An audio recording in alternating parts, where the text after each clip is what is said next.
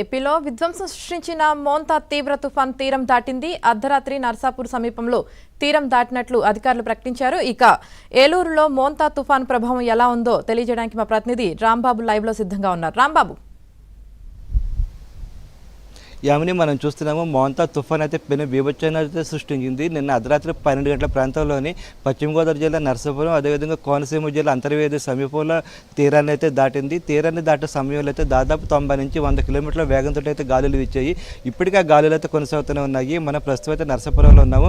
నర్సాపురం అయితే ఈ మోంతా తుఫాన్ ప్రభావానికి అయితే పెను విపత్తుని మనం చూసినట్లుగా గమనించాల్సి ఉంటుంది. చాలా చోట్ల అయితే హోర్డింగ్లు నేల కొరిగాయి, అదేవిధంగా కార్లు కూడా ధ్వంసమయ్యాయి. ఇప్పటికీ అనేక చోట్ల అయితే రాకపోకలైతే స్తంభించిపోయే పరిస్థితి ఉంది.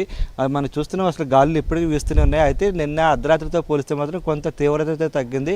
వర్షం కూడా పెద్దగా లేదు, కానీ గాలుల తీవ్రత అయితే హెవీ గేల్స్ అయితే ఎక్కువగానే ఉన్నాయి. దీంతో అయితే నర్సాపురం వాసులు అయితే ఇంకా భయం పోలేదని మనం భావించాల్సి ఉంటుంది.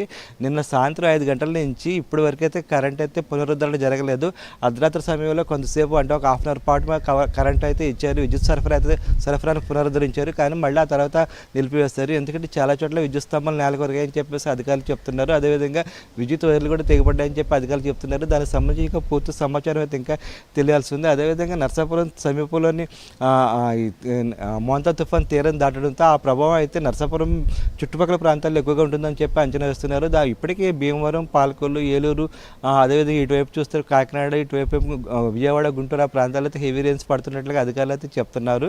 కానీ నర్సాపురంలో మాత్రం అయితే పరిస్థితి అయితే ఒక విధంగా చెప్తే కాస్తంత ప్రసన్నంగా ఉందని మనం భావించాల్సి ఉంటుంది. ఎందుకంటే తుఫానుకు సంబంధించి సెంటర్ పాయింట్ ఇదే నర్సాపురం దగ్గర ఉంది. సెంటర్ పాయింట్ ఏదైతే ఉంటుందో తుఫానుకు సంబంధించి ఆ సెంటర్ పాయింట్లో అయితే పెద్దగా అయితే భారీ స్థాయిలో అయితే గాలులు ఉండవని చెప్పేసి అంచనా వేస్తారు. అదేవిధంగా వర్షాలు కూడా పెద్దగా ఉండవని చెప్పి అంచనా వేస్తారు. అయితే తుఫాను దాటే సమయంలో మాత్రమే అటువంటి పరిస్థితి ఉంది.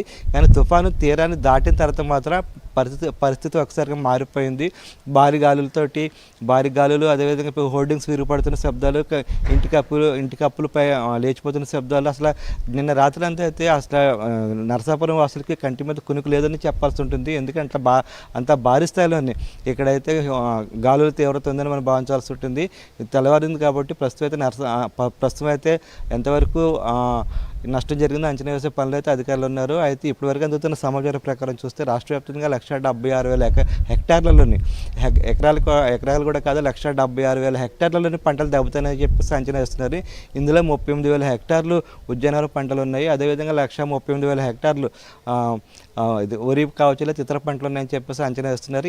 ఇది ఇంకా పెరిగే అవకాశం ఉందని చెప్పేసి అధికారులు అయితే చెప్తున్నారు. అయితే ఎన్యూమినేషన్ ప్రారంభించడానికి ముందుగా అసలు నష్టం ఎంత జరిగింది, అసలు ప్రస్తుత పరిస్థితి ఏంటనేది అధికారులు సమీక్షించాల్సి ఉంటుంది. ఎందుకంటే కొద్ది గంటల క్రితమే తుఫాను తీరాన్ని దాటింది కాబట్టి ఆ ప్రభావం ఇంకా కొన్ని గంటల పాటు ఉండే అవకాశం ఉంది. అదేవిధంగా మరో 24 గంటల నుంచి 48 గంటల పాటు వర్షాలు కూడా పడే అవకాశం ఉంది.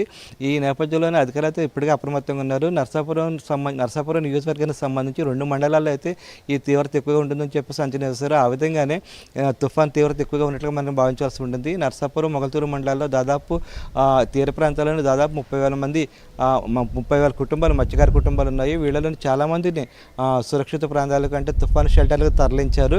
వారికి నిన్నటి నుంచి అయితే అక్కడ ఉదయం అయితే బ్రేక్ఫాస్ట్, మధ్యాహ్నం లంచెస్, రాత్రి డిన్నర్, అదేవిధంగా చంటి పిల్లలకైతే, చిన్నపిల్లలకైతే పాలు, బిస్కెట్లు అందజేస్తున్నారు. అదేవిధంగా గర్భిణీ స్త్రీలకి అయితే ఇక్కడ వైద్యం కూడా అందజేస్తున్నారు. నిన్న సాయంత్రం అయితే ఒక వృద్ధురాలు అయితే తుఫాను వల్ల మరణించినట్లుగా అధికారులు ప్రకటించారు. పెద్దమైన వారి అంకులోని పార్వతి అనే మహిళ, అంటే 75 సంవత్సరాల మహిళ బహిర్భూమికి వెడుతున్న సమయంలోని చెట్టు కూలి ఆమె మీద పడింది. దాంతో అక్కడికక్కడ చనిపోయింది. దాన్ని అధికారులు కూడా అధికారికంగా ధృవీకరించారు.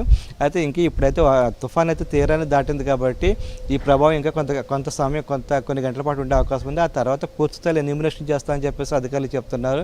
అదేవిధంగా నష్టం అంచనాతో పాటు కుటుంబాల పరిస్థితి ఏ విధంగా కూడా అంచనా వేస్తున్నారు. మరో పక్క చూస్తే మత్స్యకారులను ఆదుకోవడానికి అయితే రాష్ట్ర ప్రభుత్వం ఇప్పటికే చర్యలు చేపట్టింది. ప్రతి కుటుంబానికి